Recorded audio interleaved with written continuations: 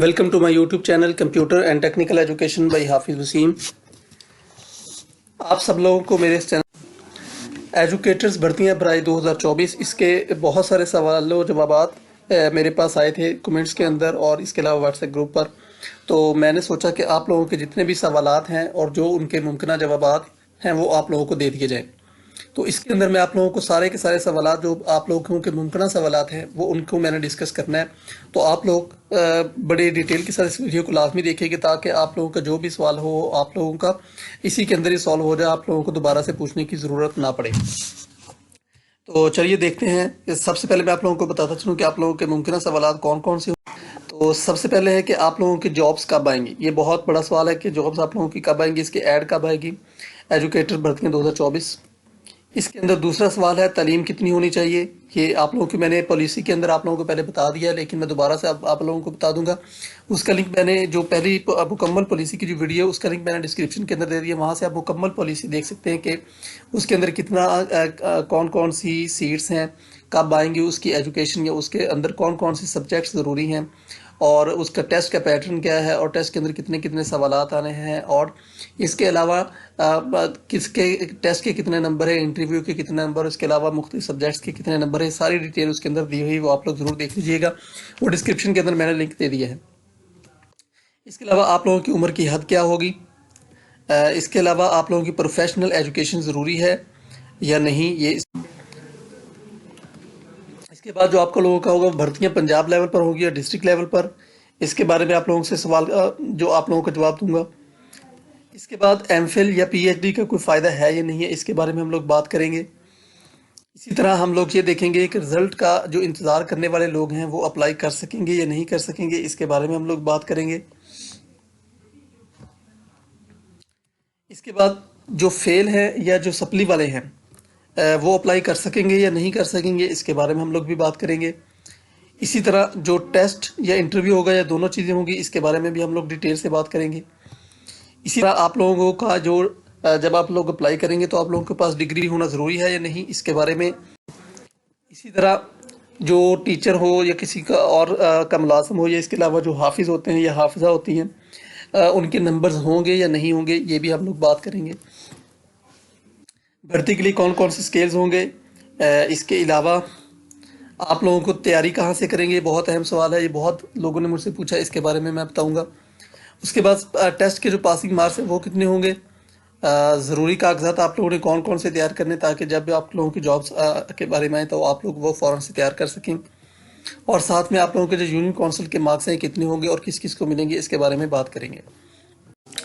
तो चलिए इससे पहले कि हम लोग वीडियो की डिटेल्स की तरफ चलें, आप लोगों से रिक्वेस्ट है कि जो भी मेरे इस चैनल पर न्यू है उन लोगों से रिक्वेस्ट है कि मेरे इस चैनल को लाजमी सब्सक्राइब कर दें।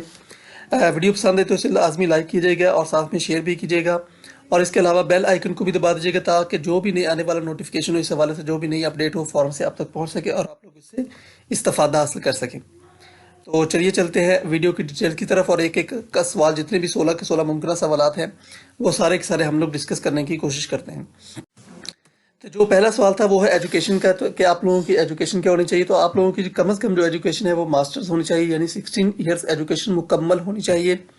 इसके अलावा जो डीजी खान और कच्चे के इलाके वाले जो राजनपुर के ट्राइबल एरियाज हैं, कच्चे के इलाके वाले, उनकी जो 14 स्केल के लिए यानी ईएससी के लिए जो है वो उनके लिए उन्होंने वन टाइम डिस्क्रिपेंसी दे दी है कि आप लोग 14 इयर्स एजुकेशन यानी ग्रेजुएशन वाले भी अप्लाई कर सकेंगे। ठीक है, तो ये तो हो गया एजुकेशन के हवाले से कि आप लोगों की एजुकेशन मास्टर्स होनी चाहिए, एमए आप लोगों का होना चाहिए।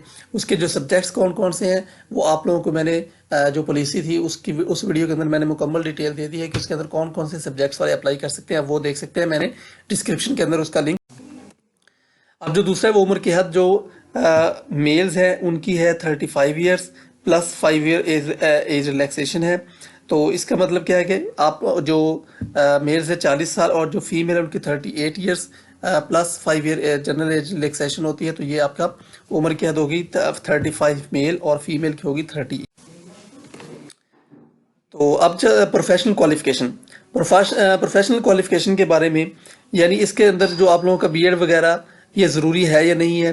तो इसके बारे में मैंने पहले भी आप लोगों को बताया था कि इसके ये फ़िलहाल ज़रूरी नहीं है। बीएड, एमएड, एमएस, बीएड वगैरह ये वाले अभी तक ज़रूरी नहीं है। हाँ, जब आप अगर इसको कर लेंगे तो आप लोगों को जब आप लोगों का मेरिट बनेगा तो उसके अंदर आप लोगों को इसके 5 इजाफी नंबर लाजमी मिलेंगे। तो इसलिए बेहतर है कि आप लोग इसके अंदर अप्लाई करना शुरू कर दें। और आप लोगों को अक्सर ये होता है कि 3 साल के अंदर अंदर आप लोगों ने बीएड करना लाजमी होता है। तो अभी से आप लोग इसकी तैयारी शुरू कर दें और बीएड का दाखिला वगैरह भेज दें। अब अगला सवाल चौथा है, भर्तियां किस लेवल पर होंगी? ये पंजाब लेवल पर होंगी या डिस्ट्रिक्ट लेवल पर होंगी? तो ये जो भर्तियां होती हैं ये अक्सर डिस्ट्रिक्ट लेवल पर होती हैं और इनको तहसील वाइज इनको कर दिया जाता है। ठीक है, यानी हर एक को अपनी तहसील के अंदर ही रखा जाता है। इवन के डिस्ट्रिक्ट के अंदर, अगर डिस्ट्रिक्ट के अंदर सिर्फ एक ही सीट हो तो फिर उसको डिस्ट्रिक्ट में भेजा जाता है, अदरवाइज तहसील वाइज उनका मेरिट बन जाता है। इसके बाद एमफिल और पीआईडी का कोई फ़ायदा होगा या नहीं होगा? एमफिल और पीआईडी का कोई फ़ायदा नहीं होगा, इसका कोई भी इजाफी नंबर आपको नहीं। इसके अलावा रिज़ल्ट का इंतज़ार करने वाले लोग, जो जिनका रिज़ल्ट अभी आना है, क्या वो अप्लाई कर सकेंगे? तो आप लोग जो भी रिज़ल्ट का इंतज़ार करने वाले लोग हैं वो अप्लाई नहीं कर पाएंगे।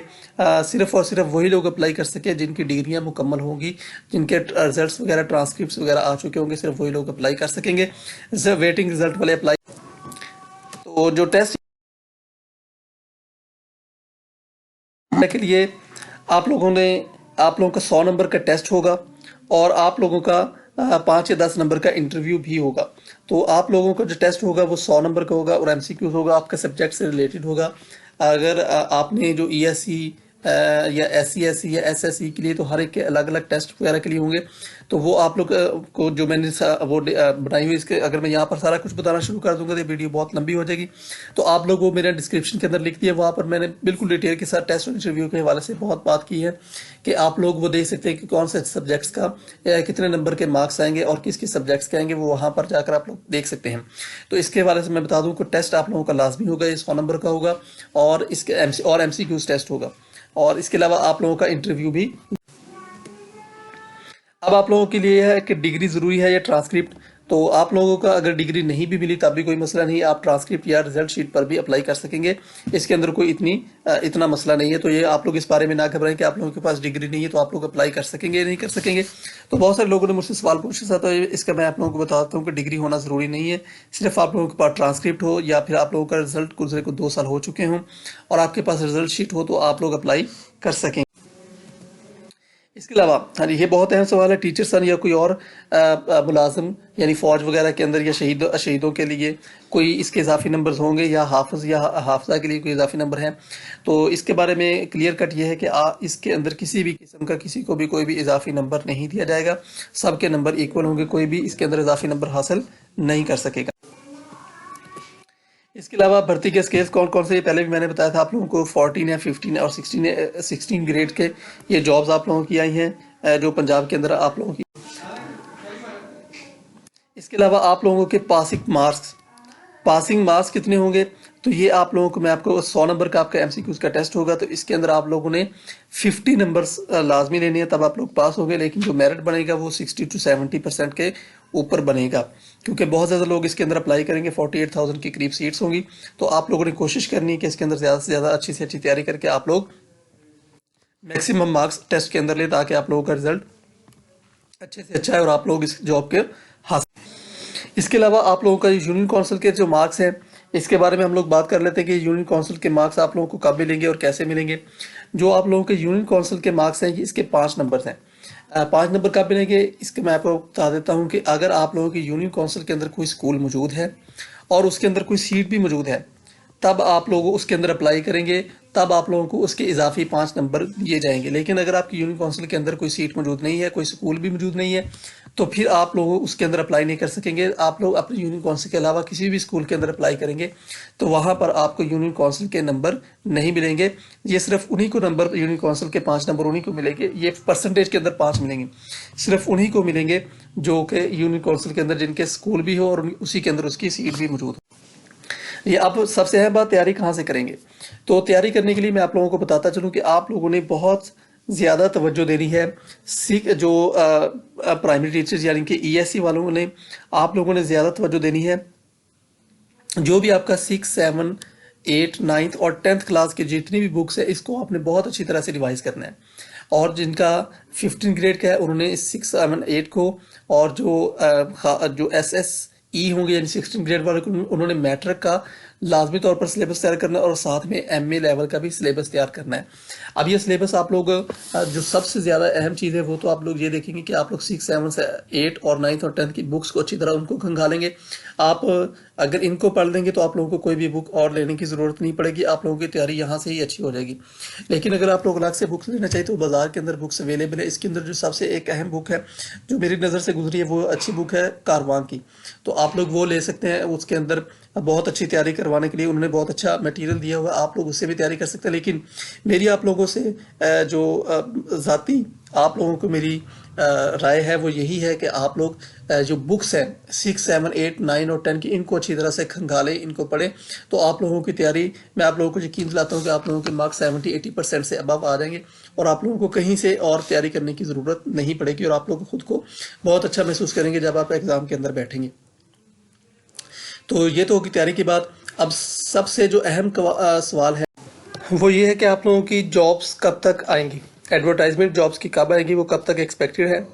तो इसके बारे में मैं आप लोगों को बताता चलूँ कि जैसे ही आप लोगों का बजट रिलीज़ होगा, बजट 2024 जुलाई के अंदर आएगा, इसके बाद तकरीबन सितंबर के मिड तक या सितंबर के अंदर आप लोगों की जॉब से एडवर्टाइजमेंट आ जाएगी और जॉब्स का सितंबर के अंदर आप लोगों का जो एडवर्टाइजमेंट का जो उम्र है वो मुकम्मल हो जाएगी और आप लोग अप्लाई कर सकेंगे।